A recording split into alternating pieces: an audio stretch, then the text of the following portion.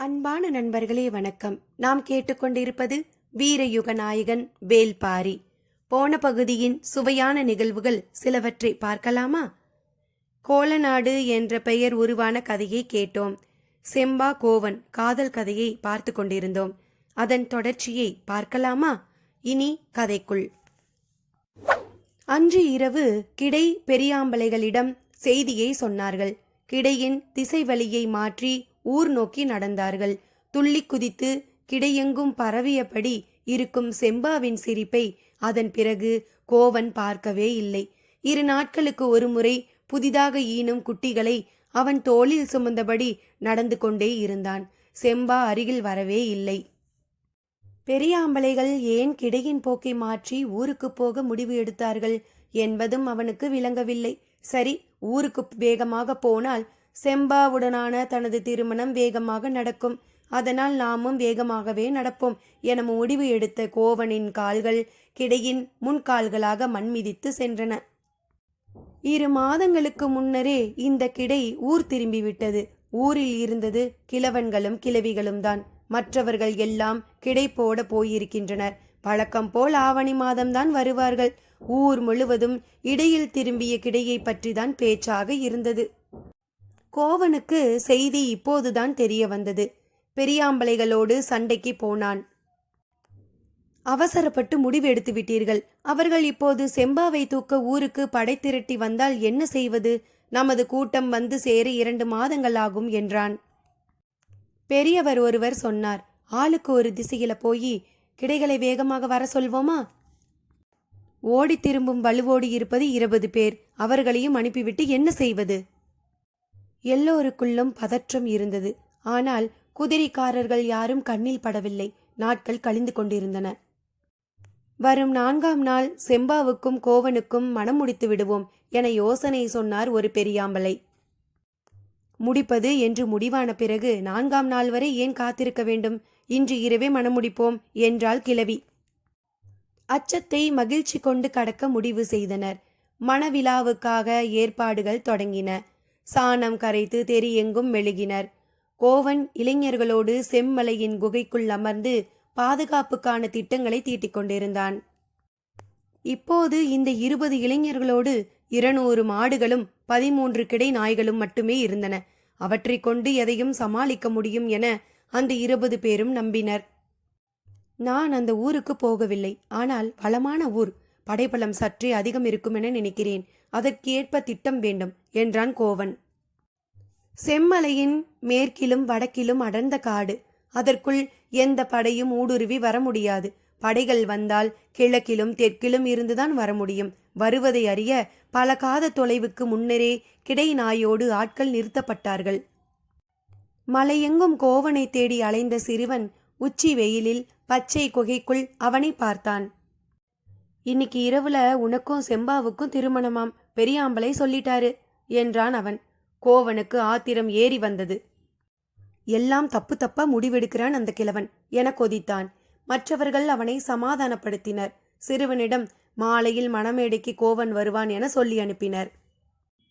200 மாடுகளில் கொல்லிக்கொம்பு மாடுகள் 20 இருந்தன. வரிக்கொம்பு மாடுகள் 30 இருந்தன. நெற்றியில் 3 சுழியும் ஒன்றுடன் ஒன்று எதிர்த்திருக்கும் இடிமேலி மாடுகள் 26 இருந்தன. மற்றவையெல்லாம் சொல்லிக் கொள்ளும்படியான மாடுகள் இல்லை. ஆனாலும் கொம்பு உள்ள மாடுகள்தான். அவற்றை பயன்படுத்துவதற்கான திட்டத்தை வகுத்து கொண்டிருந்தான் கோவன். மலையை விட்டு ஊருக்குள் இறங்கி வந்த 3 இளைஞர்கள் கோவன் சொல்லி அனுப்பிய எரிச்சாற்று பச்சிலையை அரைத்து கொடுக்க சொல்லி கேட்டனர். அதை கேள்விப்பட்டு ஊரே நடுங்கியது. குளமே அழிந்தாலும் செய்யக்கூடாத செயல் அது. எங்களின் உயிரே போனாலும் நாங்கள் அதை அரைத்து கொடுக்க மாட்டோம் என்று எல்லா கிழவிகளும் சொல்லிவிட்டனர். வேறு வழியின்றி இளைஞர்கள் மலை திரும்பும்போது குறுக்கிட்ட செம்பா 3 கலயங்களை நீட்டினாள். அவர்கள் கேட்டதை விட அதிகமானதாகவே அது இருந்தது. பொழுது இறங்கத் தொடங்கியது. ஊர் முழுவதும் சாணம் மெழுகி கோலம் போட்டு முடித்தனர். ஊரே கூடி கொண்டாட வேண்டிய திருமணம் இப்படி கையளவு ஆட்களை வைத்து நடத்த வேண்டியது ஆயிற்றே என்று எல்லோருக்கும் கவலை படர்ந்திருந்தது. ஆனால் வாசலில் கோலம் மலர்ந்து விட்டால் கவலைகளெல்லாம் காற்றாக பறந்து போகும். நீராட்டு சடங்கு தொடங்க வேண்டிய நேரம் வந்துவிட்டது. பிற 4 வீட்டு பெண்களும் செம்பாவை அழைத்து கொண்டு ஊரின் மேற்கு பக்க காட்டுக்கு நடுவில் இருக்கும் செங்குளத்துக்கு போனார்கள். சூரியன் இறங்கத் தொடங்கிய போது தூரத்து மேட்டில் கிடை நாய் ஒன்று பாய்ந்து வருவதை மலை மேலிருந்து கவனித்தான் கோவன். திட்டங்களை செயல்படுத்தும் நேரம் நெருங்கிவிட்டது. ஊரார்களை மலைக்கு மேல் ஏற்றுங்கள் என்றான். பேரோசைக்கும் கூச்சலுக்கும் நடுவில் எல்லோரும் மலை ஏறினர்.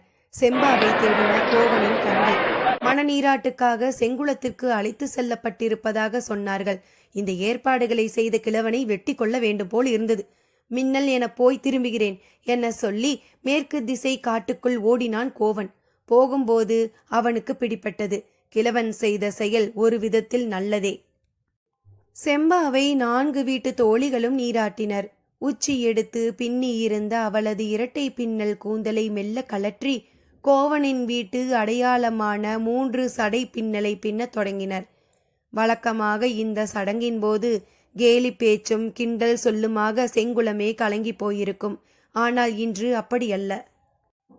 4 பெண்களும் 3 பின்னல் சடையை பின்னி முடித்தபோது குளக்கரையில் வந்து நின்றான் கோவன். அவர்கள் 4 மட்டும் தனியாக அழைத்தான். சுற்றுமுற்றும் பார்த்தான். வெண்சாந்து உருண்டை வைக்கப்பட்டிருந்த பழைய நாணல் கூடை ஒன்று நைந்த நிலையில் இருந்தது. அதை எடுத்து வந்து அதன் மீது வைத்தபடி கை வைத்தபடி வாக்கு கேட்டான். என்ன நடந்தாலும் செம்பாவை ஊருக்குள் கூட்டி வரக்கூடாது. அவர்கள் கையில் சிக்காமல் வெளியேற வேண்டும். 4 பெண்களும் பயந்து தயங்கியபடி இருக்க செம்பாவின் கை நாணல் கூடையை இறுக பிடித்து அவனுக்கான வாக்கை அளித்தது. கோவன் மலை நோக்கி ஓடினான். தீப்பந்தங்களோடு அவர்களின் படை கிழக்கிலும் தெற்கிலுமாக ஊரை சூழ்ந்தது. ஊருக்குள் எதிர்ப்புகள் எதுவும் இல்லை. உறையூர் படைக்கு வாள் வீசாமலே வெற்றி கைகூடுவது போல் இருந்தது. ஊருக்கும் செம்மலைக்கும் இடையில் இருக்கும் இடைவெளிக்கு அந்த படை வரட்டும் என காத்திருந்தான் கோவன். அவன் எதிர்பார்த்த இடத்திற்கு படை வந்தது. கொம்பின் உச்சி முனை வாள் போல் மடித்து நீட்டியபடி இருக்கும் வெள்ளிக்கொம்பு மாடுகளை 2 திசைகளுக்கும் 10 என பிரித்த கோவன் அவற்றின் மூக்கில் பச்சிலையை வைத்து நுழைத்தபடி கயிறுகளை உருவிவிட சைகை செய்தான். உற்று பார்த்தால் தீ நிறத்தில் இருக்கும் அவற்றின் கண்கள் பச்சிலை சாறு மூக்கில் ஏறிய போது கண்ணில் பட்ட தீப்பந்தங்களை எல்லாம் குத்தி கிழித்து கொண்டு நுழைந்தன. இடது பக்கமும் வலது பக்கமும் 2 கைகளை விரித்ததை போல கொம்புகள் விரிந்து கிடக்கும் வரிக்கொம்பு மாடுகள் 30 உள்ளிறங்கின. அவை உள்ளே ஓடினாலே 2 பக்கங்களும் உள்ள குதிரைகளின் விலாவினை சீவி சரித்தபடி இருக்கும். பச்சிலை உருண்டையை 2 காதுகளுக்குள்ளும் திணித்த பிறகு தலையை மறுத்து மறுத்து ஆட்டி ஆவேசம் கொண்டு உள்ளிறங்கின. அவற்றின் மண்டைக்குள் இறங்கும் பச்சிலையின் எரிசாறு கனப்பொழுதில் 100 முறை தலையை மறுத்தாட்டி வெறிகொள்ள செய்தது. மீதி இருக்கும் 100க்கும் மேற்பட்ட மாடுகள் எல்லாம் சிறப்பு தகுதியற்ற மாடுகள்தான். ஆனால் கொம்பு உள்ளவை. அது ஒன்று போதும். பிற மாடுகளை விட வலிமையாக அவற்றை பயன்படுத்த முடியும் என்பது கோவனுக்கு தெரியும். அவற்றின் குதத்துக்குள் கைகளை நுழைத்து இலை உருண்டைகளை அமுக்கினர். சிறிது நேரத்தில் அவற்றின் குடல் பிறண்டு தலைக்கு ஏறி கொண்டிருந்தது. பின்புற கால்களை உதறியபடி அவை வந்த வேகத்தில் பாறைகள் உருண்டன. மாடுகளின் நிலை கொள்ளாத சீற்றம் குதிரைகளை கலங்கடித்தது. தாவி சரிந்து உள் நுழைந்தன மாடுகள். ஊருக்குள் பட்டி போட்டு அடைக்கப்பட்டிருந்தன கிடை நாய்கள். வயல்வெளிகளில் கிடையை விட்டு தனித்து பிரியும் முட்டு காளைகளையே குறைத்தபடி மிரட்டி நகர்த்தும் பழக்கமுள்ள நாய்கள் அவை. குதிரையை தாண்டி குதிக்கக்கூடியவை. நாக்கை மடித்து சீக்கை அடித்தபடி ஒரு வங்கிலவன் பட்டியை திறந்துவிட்டான். பெரும் குறைப்பொலியோடு குதிரைகளின் பின்னங்கால் சப்பைகளின் மீது அவை பாய்ந்து கொண்டிருந்தன. உறையூர் படைக்கு என்ன நடக்கிறது என்றே புரியவில்லை. நாய்களின் பாய்ச்சலையும் மாடுகளின் ஆவேசத்தையும் எதிர்கொள்ள திணறிய நேரத்தில் கோவன் தனது இறுதி ஆயுதத்தை இறக்க முடிவு செய்தான். மலையின் பின்புறம் நின்று கொண்டிருந்த இடிமேலி மாடுகள் 26ஐயும் மலை உச்சியில் அணிவகுத்து நிறுத்தியிருந்தான். இடிமேல் இடி விழுந்தாலும் அஞ்சாமல் முன்னால் நகரும் மாட்டு இனம் அது. தான் செய்யப்போகும் செயலுக்கான கலக்கம் எதுவும் இல்லாமல்தான் கோவனின் முகம் இருந்தது. பெரிய பெரிய வைக்கோற்கற்றுகளை அவற்றின் கொம்புகளின் மேல் செருகினர். இரு திசைகளிலும் பாய்ந்து இறங்குவதைப் போல் அவை நின்று கொண்டிருந்த போது வைக்கோல் கட்டுகளின் மேல் தீ வைத்து கழுத்துக் கயிறுகளை உருவிவிட்டனர். மிக பெரிய மர உருளைகளில் தீயை பற்ற வைத்தபடி மலை உச்சியில் இருந்து ஆயிரக்கணக்கானவர்கள் இறங்குவதைப் போல் அந்த காட்சி இருந்தது. உறையூர் படை கதிகலங்கிய நேரத்தில் எரிந்து இறங்கும் தீப்பந்தத்தின் தழலில் செம்மலையின் மணிக்கற்கள் எல்லாம் ஒளி வீசின. மலை எங்கும் இருந்து பல்லாயிரம் பேர் பந்தங்களோடு இறங்குவதைப் போல் தெரிந்தது. இது கோவனாலும் திட்டமிடப்படாதது. நிலைமை அதிபயங்கரமானதை உணர்ந்த உறையூர் படை உயிர் தப்பினால் போதும் என ஓடத் தொடங்கியது. குறுக்கும் நெடுக்குமாக ஆவேசத்துடன் அலையும் கிடைமாடுகள் நிலை கொண்ட இடத்தில் இருந்து எளிதில் வெளியேறாதவை. அவற்றை கடந்து வெளியேற முடியாமல் உறையூரின் முழு படையும் அழிந்து கொண்டிருந்தது.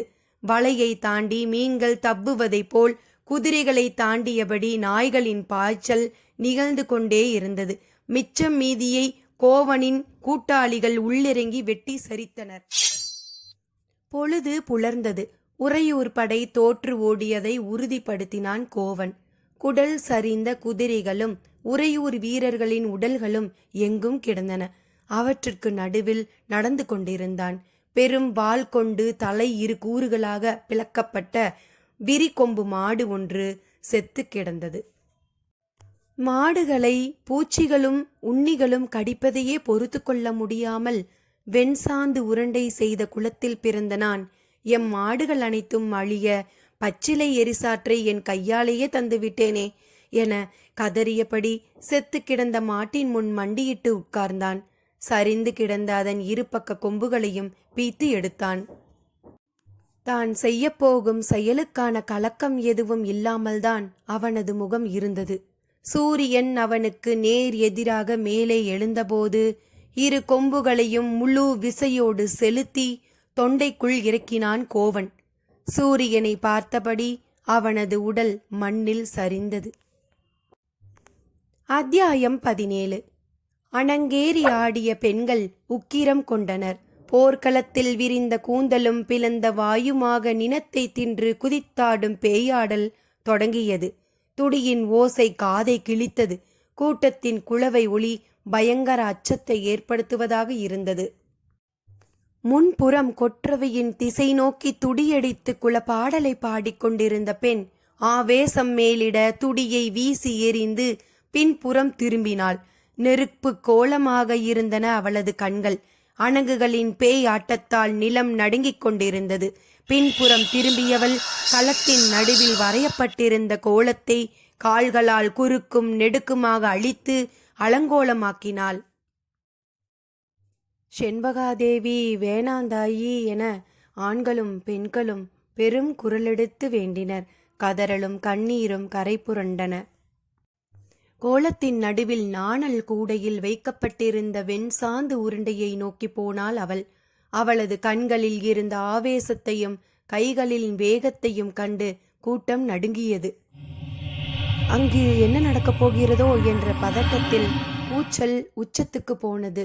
குளவை ஒலி பீரிட எல்லோரும் களத்தை நெருங்கி கொண்டிருந்தனர். ஆனால் அணங்குகளின் ஆட்டத்தை தாண்டி யாரும் உள்ளே நுழைய முடியவில்லை. வெண்சாந்து உருண்டையில் வைக்கப்பட்டிருந்த இரு கொம்புகளையும் ஆவேசத்தோடு பிடுங்கி எடுத்தாள் அவள். கூட்டம் கதறியது. பிறர் அவளை நெருங்க முடியாத வளையத்தை அணங்குகள் உருவாக்கினர். வேண்டாந்தாயி என உயிர் நடுங்க கத்தினர். கத்தும் குரல்களுக்கு நடுவில் அவளோ பிடுங்கிய கொம்புகளை தனது இரு மார்புகளை நோக்கி உள்ளிருக்க துணிந்தபோது கண்ணிமிக்கும் நேரத்தில் இடதுபுறத்தில் இருந்து தாக்கப்பட்டு தூக்கி வீசப்பட்டாள். இரு கொம்புகளும் எங்கோ போய் உருண்டன. கூட்டத்தினர் வாய் பிளந்து நின்றனர். தாக்கிய குலநாகினி அணங்குகளுக்கு நடுவில் மூச்சிறைக்க நின்றாள். அணங்குகளின் ஆத்திரம் தனிய ஆரம்பித்தது. ஆவேசம் கொண்ட குலநாகினி காலத்தையும் கதையையும் தனது இரு கைகளை கொண்டு இறுக்கி நிறுத்தினாள். கூட்டம் நிம்மதி பெருமூச்சு விட்டது.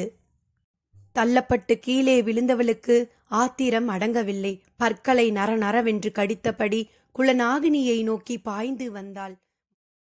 மரமே நிலை குலைந்து சரிந்து விழுவது போல் இருந்தது அவளின் பாய்ச்சல். அவளின் வேகத்தை எதிர்கொண்டு தாங்கி அசைய விடாமல் பிடித்து நிறுத்தினாள் குலநாகினி. கூடியிருந்தவர்களின் குலவை ஒளி மீண்டும் உச்சத்திற்கு போனது. அவளது இரு கைகளையும் பிடித்த குலநாகினி அப்படியே அழுத்தி வெண் சாந்து உருண்டை வைக்கப்பட்டிருந்த கூடைக்கு முன் அமர வைத்தாள். கூடையை பார்த்ததும் அவளின் கொதிப்பு கொஞ்சம் கொஞ்சமாக அடங்கத் தொடங்கியது. குலநாகினியை அண்ணாந்து பார்த்தபடி அனைத்து பற்களும் தெரிவதைப் போல முழு வாயிலும் சிரிப்பை காட்டி தலையாட்டினாள். அதே போன்ற சிரிப்புடன் தலையை வேகமாக ஆட்டி அமைதிப்படுத்தினாள் குலநாகினி. அணங்கு ஆடிய 4 பெண்களும் பல்வரிசை காட்டி சிரித்தபடியே அவளை சுற்றி அமர்ந்தனர். குலநாகினி அந்த வட்டத்தை விட்டு வெளியேறி தனது இடத்திற்கு போனாள்.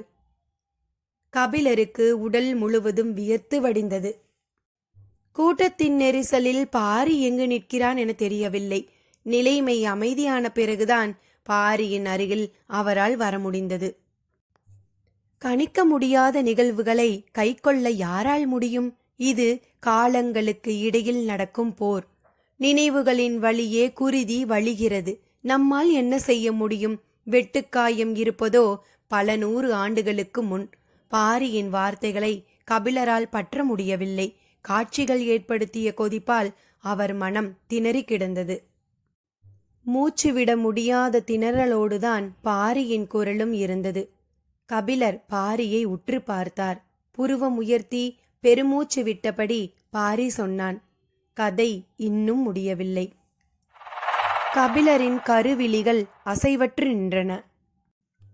3 வாரங்களுக்குப் பிறகு பெரும் படையோடு உறையூர் தலைவன் செம்மலை அடிவாரம் போனான். அப்போது அவர்களை எதிர்த்து போரிட அங்கு யாரும் இல்லை. அந்த பெரும் பொக்கிஷமலை தங்களின் ஆளுகைக்கு வர காரணமான மகன் கிள்ளியை கொண்டாடி தீர்த்தான் தந்தை. சில மாதங்களுக்கு பிறகு கிள்ளியின் குதிரை உறையூரின் பெரும் வீதியை கடந்தபோது தொலைவில் வெண்ணெய் விற்கும் பெண் ஒருத்தி போவது தெரிந்தது. சற்றே அருகில் போய் பார்த்தான். அவனால் நம்பவே முடியவில்லை. தலையில் கூடையை சுமந்து போய்க் கொண்டிருந்தவள் செம்பா. வாய் பிளந்து நின்றான். அன்று நள்ளிரவு நடந்த தாக்குதலில் இந்த அழகு தேவதை அழிந்து போனாள் என்று அல்லவா எண்ணியிருந்தேன். எனக்காகவே மீண்டும் வந்தவள் போல் அதே தெருவில் வந்து நிற்கிறாளே என திகைத்து போனான் கிள்ளி. சற்றே திரும்பி அவனை பார்த்த செம்பா சின்னதாக சிரித்துவிட்டு நடந்தாள். அன்று பார்த்ததை விட மெருகேறிய அழகு. அருகில் இருந்தவனை அழைத்து குதிரையை அவன் கையில் கொடுத்த கிள்ளி, போ, தந்தையை அழைத்து வா. அன்று பார்க்காத அழகை இன்றாவது பார்த்து தெரிந்து கொள்ளட்டும் என்று சொல்லி அனுப்பிவிட்டு அவள் பின்னால் நடந்தான். இறங்கு வெயிலில் ஊரை விட்டு மிக தள்ளி முன்னர் கிடை போட்டிருந்த நிலத்தை நோக்கி அவள் நடந்தாள். அடர்ந்த செடி கொடிகள் துளிர்த்து கிடக்கும் பாதையில் அவள் நடந்து போகும் அழகை ரசித்தபடி பின்னால் நடந்தான் கிள்ளி. அவள் வேண்டுமென்றே எதையும் செய்வது போல் தெரியவில்லை.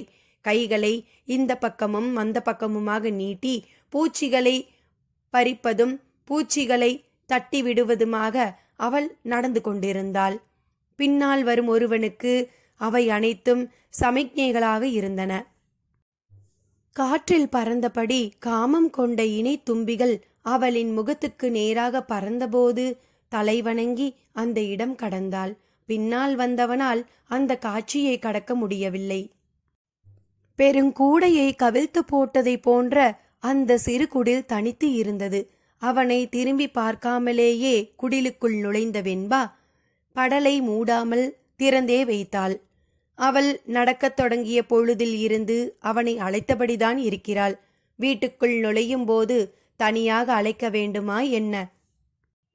அவன் குடிலுக்குள் தலை நுழைந்தான். அதற்குள் வைக்கோல் பாய் ஒன்றை விரித்திருந்தாள்.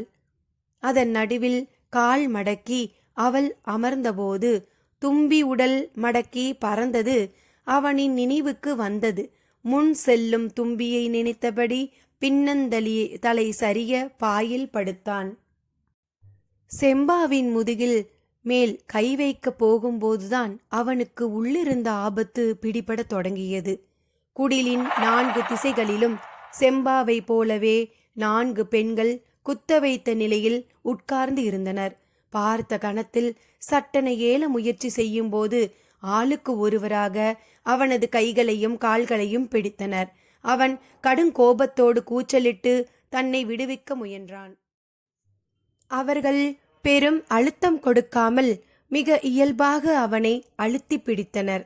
நாள் ஒன்றுக்கு 100 மாடுகளின் 400 காம்புகளில் பால் கறக்கும் விரல்கள், பெரும் கிடைக்குள் விதவிதமான கொம்புகளோடு உரசி கிடக்கும் எண்ணற்ற மாடுகளை விலக்கி நகர்த்தி தள்ளி வெளிவரும் கைகள், அதுவும் ஒருவர் இருவர் அல்ல, 4 பேர். அவனால் என்ன செய்ய முடியும்? செம்பா குடிலின் மேல் செருகி வைக்கப்பட்டிருந்த 2 கொம்புகளை உருவி எடுத்தாள். அதுவரை கத்திக் கொண்டிருந்தவன் கண்களின் முன் மரணத்தின் வடிவத்தை பார்த்து உறைந்து போனான். குருதி கரையேறி இருந்த கொம்புகள் கோவனின் தொண்டை குழிக்குள் இறங்கியவை.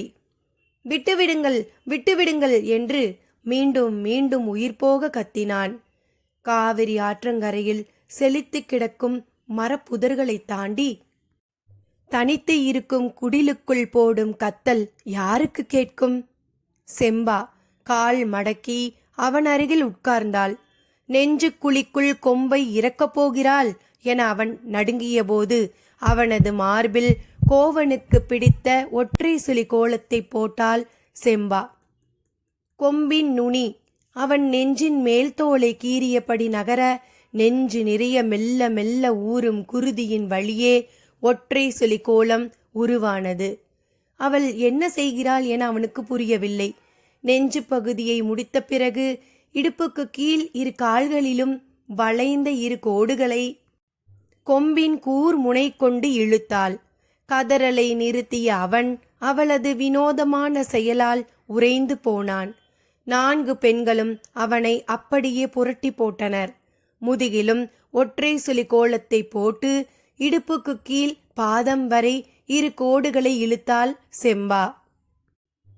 கொம்புகளால் குத்திக் கொள்ளாமல் மேலெழுந்தபடி கீறி விடுகிறாள்.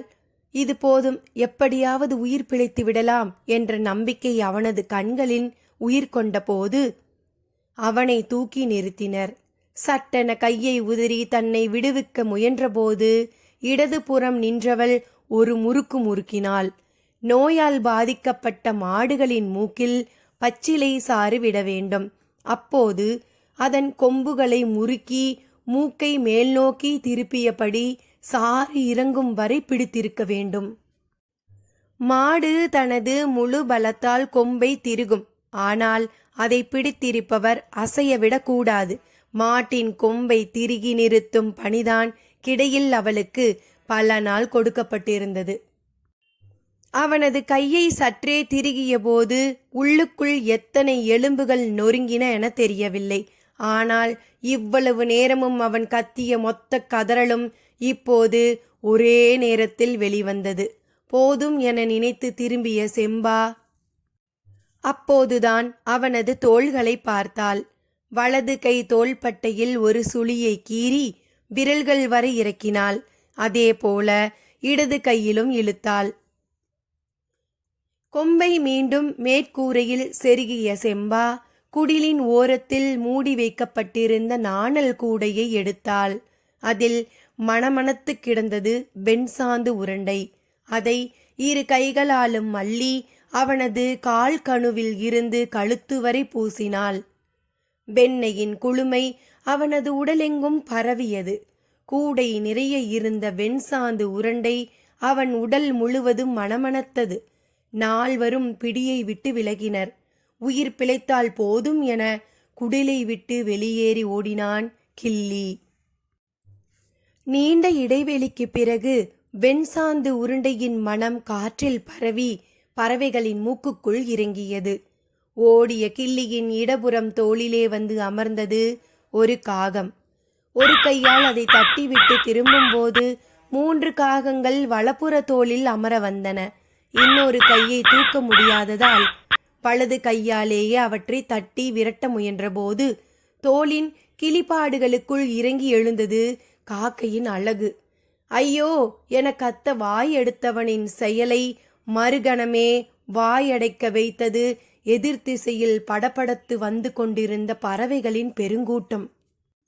காய்ந்த நாணல் கூடையே நார் நாராக கிழிக்கும் அளவுக்கு பறவைகளை வெறிகொள்ள செய்தது வெண்சாந்து உருண்டை.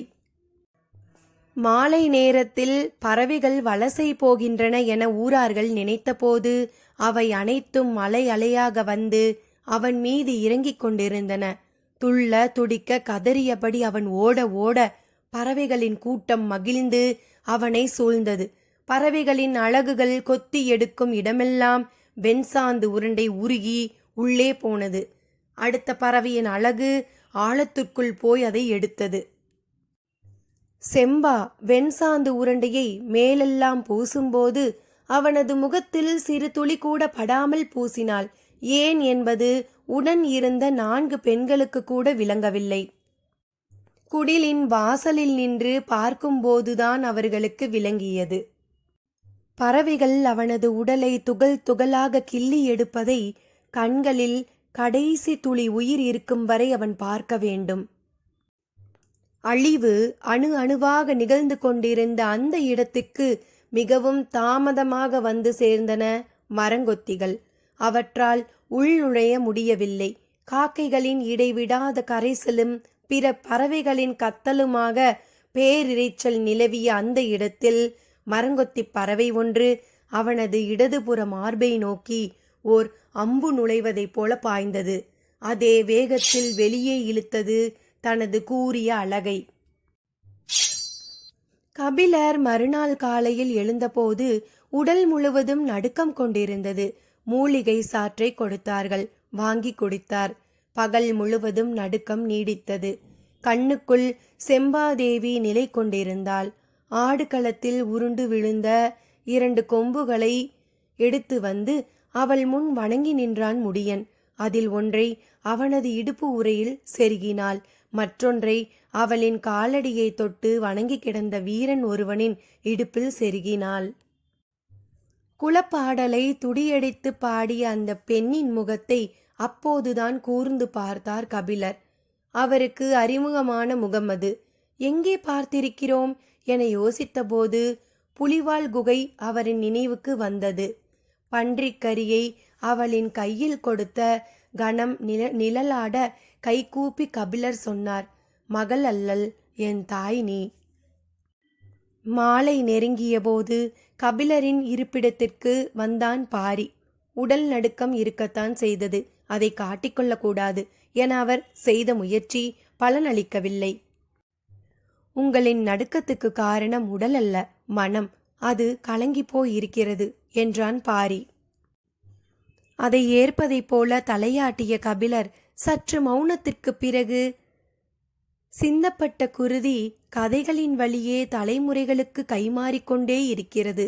கதைகள்தான் மனித நினைவுகளில் இருந்து குருதி வாடை அகலாமல் இருக்க காரணமா என்றார். ஆம் என தலையசைத்தபடி பாரி சொன்னான். கடித்து இழுக்க விலங்குகளுக்கு பல் இருப்பதைப் போல மனிதனுக்கு கதை. நடுங்கி எழுந்தார் கபிலர். மனமல்ல, சொல்லால் நிகழ்கிறது நடுக்கம். கிள்ளியின் முன்புறம் பாய்ந்த மரங்கொத்தி பின்புறமாக வெளியேறி சென்றதை பேசும் கதைதான் நம்பிக்கையின் வேறாக இருக்கிறது. அது இல்லையென்றால் மேலெல்லாம் வைரக்கல் பதித்த பெரும் வடம் அணிந்தபடி கிள்ளி ஆட்சி செய்து எல்லோரையும் வாழ வைத்தான் என்றே கதைகள் சொல்லப்பட்டு கொண்டிருக்கும். கதைகள்தான் நல்லவர்களுக்கான கடைசி நம்பிக்கை. பறவைகள், விலங்குகள், மரம், செடி, கொடி என இயற்கையெல்லாம் நமக்கு துணை நிற்க அழித்தொழிப்பவர்கள் வீழ்வார்கள், அழிக்கப்பட்டவர்கள் எழுவார்கள் என்ற நம்பிக்கையை கதையின்றி வேறு யார் கொடுப்பது? பாரி சொல்வதை கண்ணிமைக்காமல் பார்த்து கொண்டிருந்தார் கபிலர். பாரி தொடர்ந்தான். ஈட்டியை விசை கொண்டு எரியும் எங்கள் வீரர்களின் கை தன்னிகரற்ற வலிமை கொண்டிருப்பது சதையால் அல்ல, கதையால். இந்த பதிலில் இருக்கும் நியாயங்கள் ஏன் என்னை வந்து சேரவில்லை? அதை தடுத்து கொண்டிருந்த உண்மைகள் என்ன என்று யோசித்தார் கபிலர். வேந்தர்களுடன் தான் கொண்ட நட்புக்கு மனம் நம்பிக்கையாக இருக்க நினைக்கிறது. தன்னை பேணி போற்றுவதில் வேந்தர்கள் காட்டிய அக்கறை பொய் என எப்படி சொல்ல முடியும்? எண்ணங்கள் மனக்கலக்கத்தை மேலும் அதிகப்படுத்தின. அவர் பாரி சொன்னதை வழிமொழியவில்லை. முக உணர்வுகளை வெளிக்காட்டிவிடக் கூடாது என நினைத்து சற்றே இறுக்கத்துடன் தலையசைத்தார். கவனித்த பாரி சின்னதாக புன்முறுவல் பூத்தபடி இருக்கையை விட்டு எழுந்தான். நீங்கள் நன்றாக ஓய்வெடுங்கள். நாளை காலை நான் வந்து பார்க்கிறேன் என்றான். ஏன், நான் இன்று வரவேண்டாமா? உங்களது உடல்நிலை அப்படி இருப்பதால் ஓய்வெடுங்கள் என்று சொல்கிறேன். இன்று 3ஆம் நாள், பிற நாளை போல இருக்காது. சற்றே அச்சமூட்டுவதாக இருக்கும். அச்சம் என்பதற்கு அவன் கொண்டுள்ள விளக்கத்திற்குள் நேற்றைய நாள் இடம்பெறவில்லை போலும். கடந்த 2 நாட்களில் நடந்தவற்றை நினைவு கூர்ந்தவாறே கபிலர் கேட்டார்.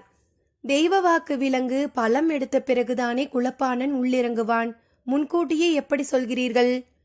3ஆம் நாளில் தெய்வ வாக்கு விலங்குக்கு வேலை இல்லை. காலம் காலமாக பின்பற்றப்படும் மரபு இது.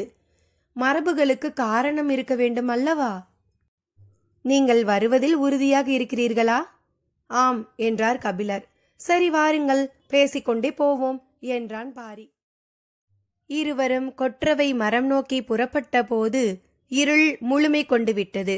கபிலர் சொன்னார், மரபுக்கான காரணத்தை சொல்லாமல் அமைதி காப்பது எதனால்? பாரி சொல்லப்போகும் காரணம் என்ன? 3ஆம் நாள் கொற்றவை கூத்து எந்த குலத்தை பற்றியது என்பதனை சிறிது இடைவெளியில் கேட்போமா? நன்றி நண்பர்களே.